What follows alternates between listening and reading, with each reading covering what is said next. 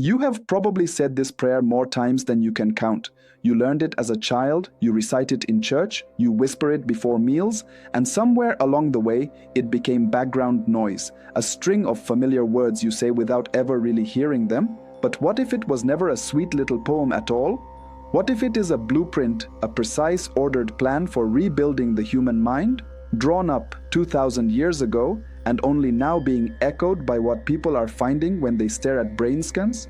After hundreds of hours buried in both the neuroscience of prayer and the writings of the ancient church, I keep landing on the same conclusion.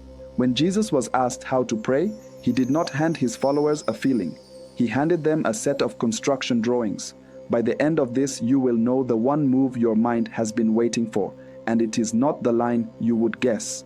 But first, I have to show you why, the way you have been praying, it has been doing almost nothing. Here is what nearly everyone reaches for first. When your mind feels anxious or scattered or stuck replaying the same argument from 3 days ago, the advice is always the same. Try harder, grip down, build more discipline. And before I go further, let me say this plainly. If you are carrying real anxiety, real depression, or a real addiction, nothing here is medical advice. And the bravest thing you can do is talk to a doctor, a counselor, or a trusted pastor.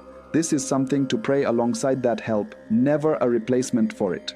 The trouble with the try harder approach is that it charges straight at the symptom and never touches the root. It is like repainting a wall that keeps cracking when the real problem is in the foundation. You can paint forever. The crack always returns. And the reason lives in a part of your brain that has nothing to do with willpower.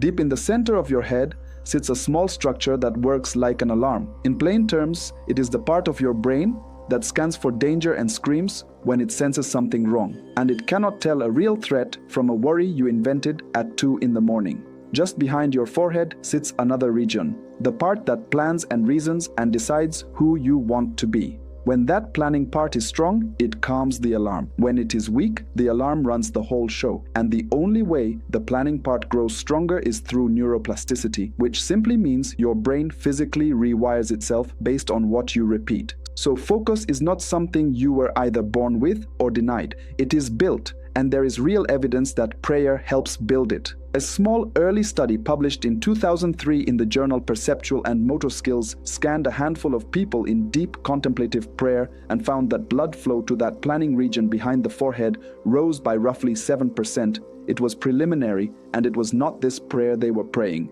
But even there, the pattern held, not when they mumbled on autopilot, when they actually focused. That is the difference between reading a blueprint and picking up a hammer.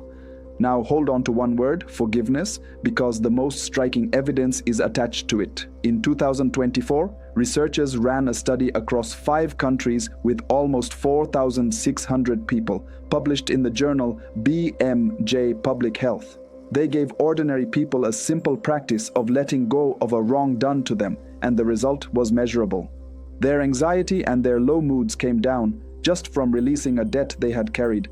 Keep that close, because it lines up with one line of this prayer in a way that should stop you cold.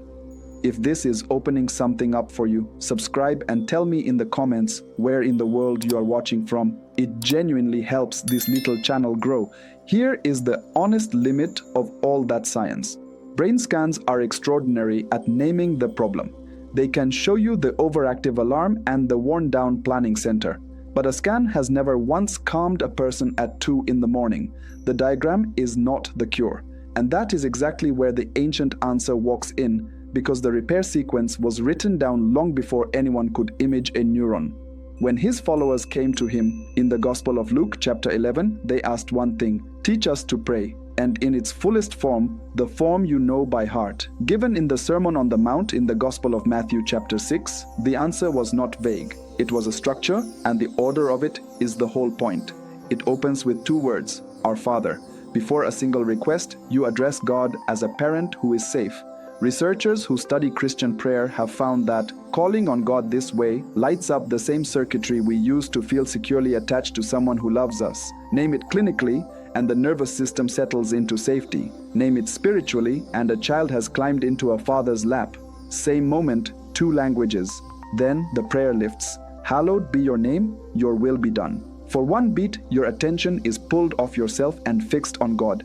And that deliberate lifting is the same kind of focus that in that small 2003 study went hand in hand with raised blood flow to the planning part of the brain. What the monks practiced on their knees, the scanner is only beginning to glimpse. Next comes a line people rush past. Give us this day our daily bread. The ancient church heard two things in it at once. The early teacher Cyprian read this bread as the Eucharist, Christ himself, the bread of life broken for our salvation. And underneath that, a plainer layer, not next month's security. Today, your brain has an autopilot channel. It slips into the moment you stop paying attention. The channel that runs anxious rehearsals of tomorrow, asking only for today, is a direct instruction to step out of that loop and stand in the present. And then the line that matched the research. Forgive us our debts as we forgive our debtors. This is the one petition Jesus circles back to and repeats. Release the debt. That is the same act those almost 4,600 people practiced when their anxiety came down. The instruction and the result describe one event. This is not a modern reading. A man named Tertullian, writing in the late 2nd and early 3rd century, called this prayer a summary of the whole gospel. And another early teacher, Cyprian, writing in the 3rd century, noticed we are told to pray our Father, not my Father, so that from the first word, the self-obsessed mind is pulled out of itself. These men had no scanners. They simply watched what the prayer did to a soul. So if this is the blueprint, how do you build to it? 5 moves, and the order is not optional. I call them the 5 A's. The first is address, the foundation stone. Before you ask for anything, you say Father, and you stay there for a breath. This settles the alarm and recruits that sense of safety. The practice is simple. Do not rush past the first word. Sit on Father until your shoulders drop. The second is ascend. You lift your eyes off your own mess and pray your will be done. This strengthens the planning part of the brain, the region just behind your forehead. In practice, name the one thing you have been gripping too tightly and hand it over. You will feel the pull to take it back. Releasing it is the rep. The third is ask, and you ask only for today. This pulls you off the brain's anxious autopilot. Make your request small and present. What do I need to get through today? When tomorrow's fear barges in, return to those 3 words this day. The fourth is absolve, the load-bearing wall. Name one specific person, one specific debt, and release it. This is the move tied to that 5-country study. And here is why order matters. A single grand gesture of forgiveness rarely rewires anything on its own. Like everything else in the brain, it is the repeated practice that lays down new wiring and slowly changes a person. Skip this wall and the whole house leans on resentment, and it will not hold. If a move like this is landing, subscribe so the next one finds you. The 5th is armor. Lead us not into temptation, deliver us from evil. Name the threat, the pull that keeps dragging you under, and hand it over instead of fighting it alone in the dark. This is the planning part of the brain stepping in front of the alarm and saying, not today. Name your pattern out loud, ask to be delivered, then change one thing in your environment that makes falling easier. Address, ascend, ask, absolve, armor.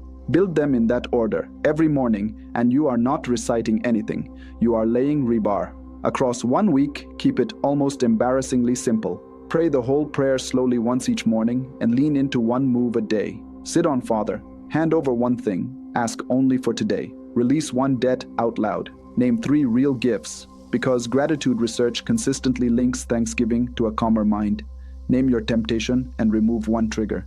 Then pray all 5 slowly, the way the ancient church prayed it woven through the day. Sit with what this means. For 2,000 years, people prayed these exact words with no idea what was happening inside their own heads. They only knew it worked. Now the science is starting to rhyme with it, finding that what the prayer asks of us looks a lot like what a steadier, healthier mind actually does. Scripture calls it forgiving the debt.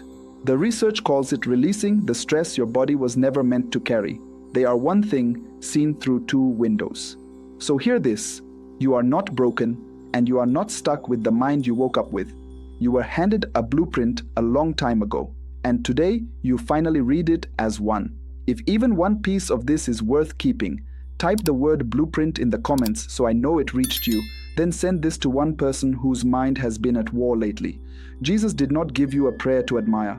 He gave you the drawings to rebuild the house, and the foundation was always meant to be a father.